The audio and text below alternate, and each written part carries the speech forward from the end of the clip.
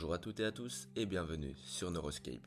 Aujourd'hui, je vais vous emmener avec moi à travers l'un de mes voyages sous LSD. Avant d'aller plus loin, je tiens à rappeler un point essentiel. Cette vidéo n'a absolument pas pour objectif d'encourager la consommation de psychédéliques ou de toute autre substance psychoactive. Mon intention est uniquement informative et éducative. Si quelqu'un souhaite malgré tout expérimenter ce type de substance, il est primordial de comprendre le concept de set and setting, c'est-à-dire l'état d'esprit dans lequel vous vous trouvez et l'environnement qui vous entoure. Ces deux dimensions influencent profondément le déroulement d'un trip. J'en ai fait une vidéo spécialement dédiée au set and setting que vous pourriez retrouver sur ma chaîne.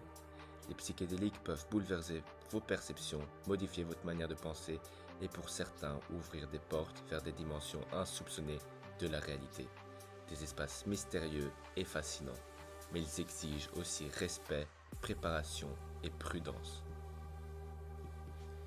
Maintenant que la partie prévention est posée, entrons directement dans l'expérience qui m'a laissé sans voix pendant plusieurs jours. Après ce trip, j'ai traversé une période d'introspection intense avec beaucoup de mal à mettre des mots sur ce que j'avais vécu. Je m'étais préparé pendant un long moment, mais je ne m'attendais pas à quelque chose d'aussi puissant. C'était un dimanche après-midi ensoleillé, après être passé chez un ami pour récupérer le L, je décide de vivre ce voyage seul, dans mon COTS. J'avais déjà plusieurs expériences psychédéliques derrière moi et je me sentais prêt à vivre quelque chose de profond. Je prends donc une tablette entière, soit environ 200 microgrammes, divisée en deux prises de 100 microgrammes. La deuxième, une heure plus tard.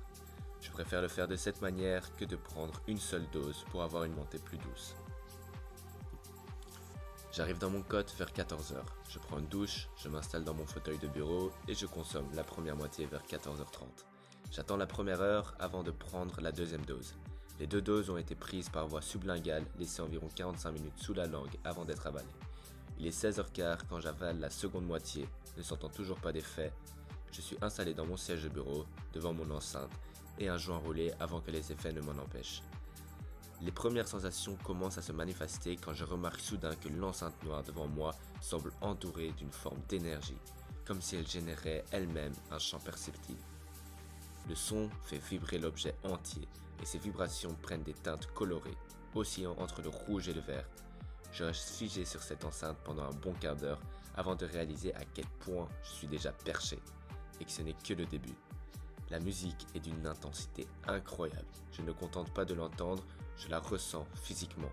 Elle résonne en moi déjà à ce stade du trip. Sa beauté s'exprime dans les sensations, dans les nuances de couleurs, dans les ondulations et les micro-mouvements que je vois se dégager de l'objet. Après environ 45 minutes à écouter de la musique, je commence à sentir une énergie monter en moi. Une énergie très tendre, comme comprimée, qui cherche à s'exprimer.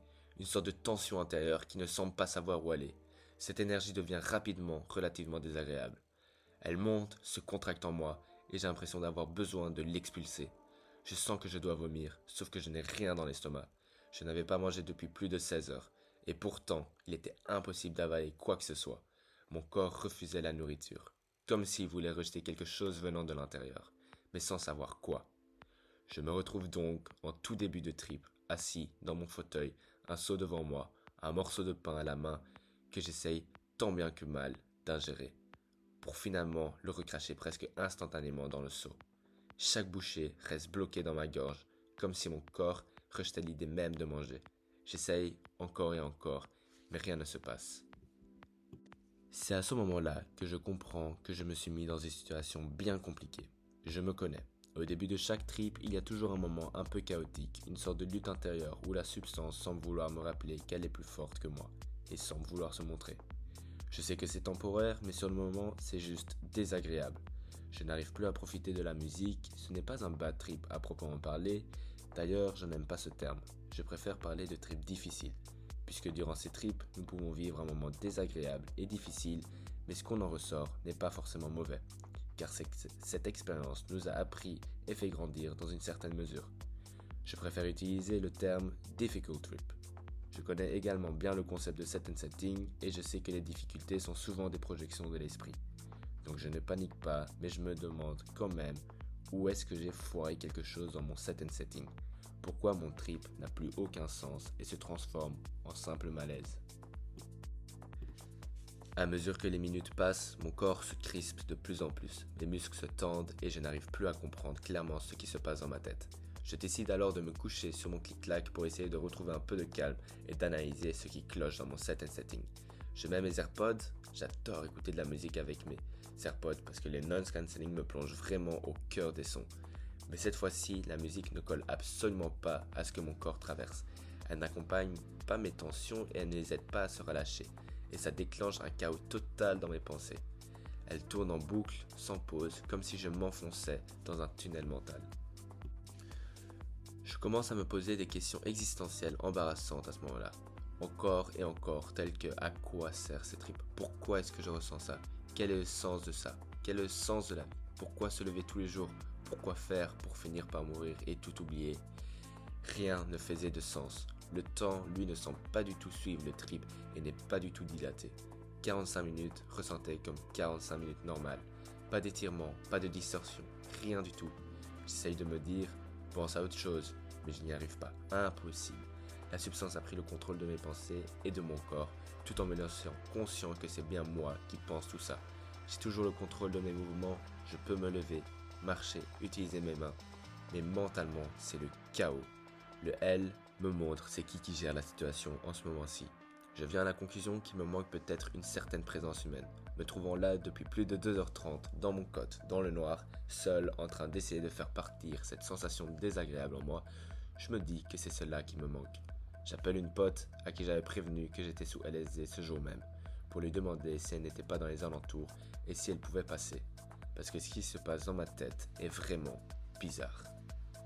Elle me répond qu'elle peut être là dans une trentaine de minutes avec une pote que je connais aussi. Vers 17h45, j'entends la sonnette de mon pote. Au moment où j'ouvre la porte, je me prends une claque. Je réalise instantanément à quel point je suis perché. J'avais passé près d'une heure dans un chaos mental sans aucune harmonie sensorielle, perdu dans mes pensées en répétition, et soudain, tout prend forme. La vision que j'ai à cet instant même est insane. Ma pote se tient devant moi et derrière elle, mon jardin baigne dans la lumière du soir, dans une certaine brume faisant partie du décor. Mais ce que je vois, c'est comme une scène tirée d'un cartoon sur un fond de décor cinématographique. Ma pote ressemble littéralement à un personnage animé sorti d'un autre monde. Lorsqu'elle entre, j'allume enfin la lumière après avoir passé la dernière heure dans le noir complet. Et là, boum, je les vois comme deux humains, tout droit sortis d'une série télévisée, débarquant de leur vaisseau spatial pour venir me prendre de mes nouvelles et de me faire échapper de ces pensées en boucle. Chaque mouvement qu'elles font, marcher, parler, devient d'une étrangeté fascinante. Je les vois, leurs muscles de leur visage bouger comme dans une animation de manga, exagérée, fluide et hyper détaillée. Ce sont des humains, ou plutôt des mangas, dont leur morphologie ne ressemble pas à un corps normal. Un est fluide, mais plutôt d'un corps constitué de milliards de pixels l'un à côté de l'autre, tel que ce qu'on peut voir quand une télévision n'a pas de signal. C'est déroutant, mais tellement esthétique que j'en reste figé. Je me trouve dans mon cote, avec la lumière et deux êtres humains qui sont venus en mission pour me sauver de mes pensées en boucle. J'ai la sensation d'être sur un nuage, mais un nuage instable. Mon corps tange, se déséquilibre. Je suis dans mon corps, mais en même temps, je flotte dans mon corps, tel qu'une boule peut se déplacer à l'intérieur d'une plus grande boule. Je regarde mes bras, les objets autour de moi, comme si je découvrais pour la première fois tout ce qui m'entoure. C'est magnifique, mais extrêmement étrange à la fois. Un mélange qui me donne presque le vertige. Chaque fois que ma pote parle, les muscles de sa bouche, de sa tête, se contractent d'une manière presque surnaturelle. C'est comme si son expression corporelle entière participait à la production de chaque syllabe. J'assiste à un phénomène que j'ai encore du mal à expliquer aujourd'hui. Ces deux anges altruistes ont été envoyés pour me remonter le moral. Elles arrivent avec de la nourriture, des plats préparés, de la bœuf, des coussins, des snacks, des fruits. C'est littéralement la grotte d'Ali Baba version psychédélique. Et là, dans tout ce bordel, je remarque une pépite, une mandarine. J'en avais entendu parler dans plein de récits, un classique de trip sous LSD. Apparemment, manger une mandarine sous L est une expérience mémorable, grâce aux textures et au jus. Curieux, je l'épluche comme un enfant de 5 ans. Avant même de goûter, je fais une pause et je me rends compte à quel point je suis bien. Puis je me remets dans ma quête de vivre la fameuse expérience de la mandarine. Je croque un morceau et la explosion.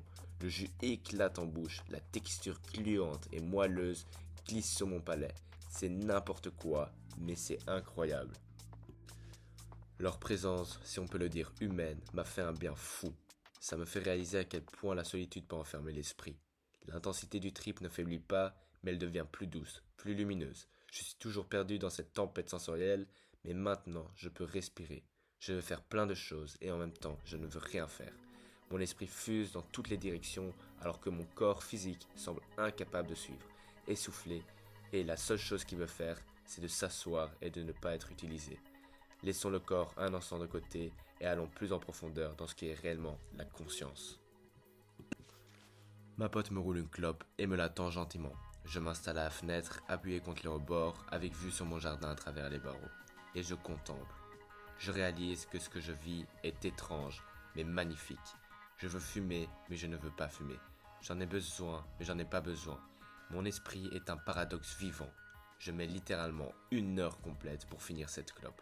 On finit par s'installer dans le fauteuil et on s'allume un joint. On contemple la musique et la lumière autour. La pièce est baignée d'une brume colorée. Les fumées du joint dansent dans la lumière. C'est un hotbox presque sacré. Plus les minutes passent, plus je deviens calme. Je deviens calme au point où il ne reste plus rien à part la musique. Je me mets en position lotus, prêt à fermer les yeux et voir où la musique peut m'emmener. Je ne l'écoute plus, je la traverse. La musique vient enfin de m'ouvrir la porte vers son univers. Elle devient un paysage infini, un espace gigantesque, cosmique, où je flotte au milieu de ces géométries mouvantes. Les paysages se déploient partout autour de moi, des paysages magistraux, infinis, changeants. La musique me guide sans m'enfermer.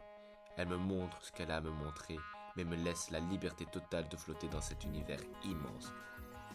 Chaque musique m'avait ouvert leurs portes vers leur univers respectif. Chaque morceau me montre son propre univers cosmique et géométrique.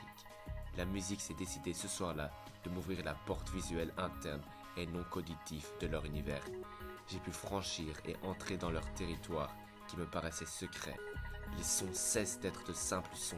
Ils deviennent des visions internes, des architectures géométriques vivantes qui m'emmènent dans les profondeurs de quelque chose de plus grand, quelque chose qui me dépasse, mais qui m'apaise. Ces géométries mouvantes qui se modélisent selon les tonalités de la musique, formes arrondies lorsque les sons sont doux et enveloppants, pics majestueux qui s'élèvent comme des montagnes lorsque les notes deviennent plus aiguës.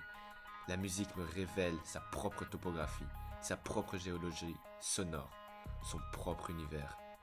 Son langage pour me faire part de son univers m'était octroyé par les visuels internes suivis d'une audition magicale.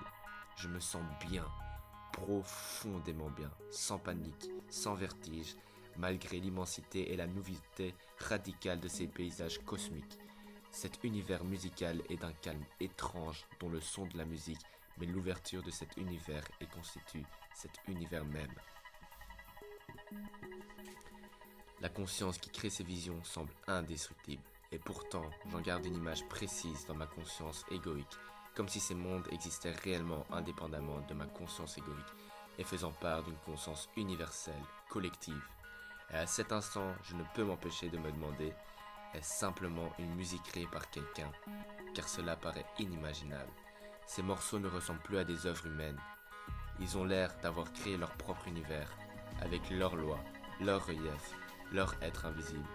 Chaque musique est un monde autonome, vivant par soi-même, et qui m'a ouvert ce jour-là le porte visuel de leur fréquence spécifique. Cela continuait jusqu'à la fin de mon trip. Ce trip m'a laissé les jours suivants abasourdi par ce que j'ai vu et senti. J'avais du mal à comprendre ce que j'avais vécu. C'était si beau et à la fois si étrange. Rien ne semblait semblable à notre univers ordinaire, ce qui a rendu l'intégration un peu plus longue que d'habitude. Ce trip m'a montré encore une fois la beauté de la musique, ce que la musique est et toutes les dimensions qu'elle nous cache. C'est un chef-d'œuvre discret. Le trip m'a également montré la beauté des connexions humaines. Nous ne sommes pas seuls dans cette quête de la conscience égoïque humaine. Nous sommes 8 milliards.